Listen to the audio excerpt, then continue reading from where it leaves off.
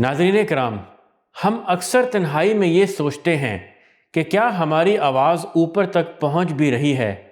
ہمارے گناہ اتنے زیادہ ہیں، ہماری غفلت اتنی گہری ہے کہ لگتا ہے ہمارا رب ہم سے بہت دور ہو گیا ہے۔ ہم پکارنا چاہتے ہیں مگر شرمندگی آڑے آتی ہے۔ لیکن آج میں آپ کو قرآن کریم کے ایک ایسے معجزاتی انداز کی طرف متوجہ کرنا چاہتا ہوں جو آپ کے اس مایوسی کو ہمیشہ کے لیے ختم کر دے گا۔ اللہ تعالیٰ نے قرآن مجید میں رمضان کے روزوں کے احکام بیان فرمائے۔ یہ بتایا کہ روزے فرض ہیں، پھر بتایا کہ رمضان میں قرآن نازل ہوا، پھر سحری اور افطاری کے مسائل بتائے۔ لیکن ان تمام سخت احکام کے بالکل درمیان میں اللہ تعالیٰ نے اچانک ایک ایسی بات کہہ دی جو تھکے ہوئے روزے دار کے دل میں ٹھنڈک ڈال دیتی ہے۔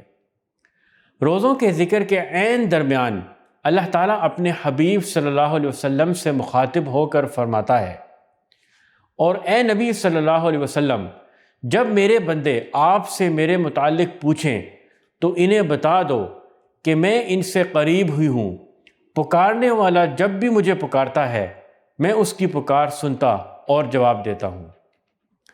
ناظرین، محبت کا انداز دیکھیے کہ فوراً کہا میں قریب ہوں، درمیان سے سارے فاصلے ہٹا دیے۔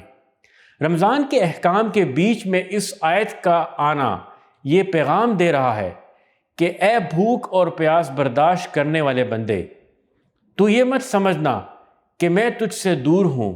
جب تیرے ہونٹ پیاس سے خشک ہوتے ہیں، جب تیرا پیٹ خالی ہوتا ہے، اس وقت میں تیرے سب سے زیادہ قریب ہوتا ہوں۔ یہ مہینہ صرف مانگنے کا مہینہ ہے۔ دنیا کے بادشاہوں کے دروازے رات کو بند ہو جاتے ہیں، لیکن اس مہینے میں شہنشاہ کائنات خود اپنے بندوں کو پکارتا ہے۔ وہ فرماتا ہے کہ میری دعوت پر لبیک کہو اور مجھ پر یقین رکھو کہ تم سیدھی راہ پا سکو۔ محترم ناظرین، کیا ہم اب بھی خاموش رہیں گے؟ کیا ہم اب بھی اپنے رب سے اپنے دل کی بات نہیں کہیں گے؟ یہ قبولیت کی گھڑیاں ہیں۔ افطار کے وقت، سحری کے وقت اپنے رب سے وہ سب کچھ مانگ لیجئے جو آپ چاہتے ہیں۔ اپنی بخشش مانگیے، اپنی پریشانیوں کا حل مانگیے، کیونکہ وہ آپ کی شیرک سے بھی زیادہ قریب ہو کر آپ کی مناجات سننے کے لیے تیار ہے۔ آئیے اس رمضان میں اپنے رب سے ایسی سرگوشی کریں کہ زمین پر ہونٹ ہلیں اور عرش پر فیصلہ ہو جائے۔ آمین یا رب العالمین۔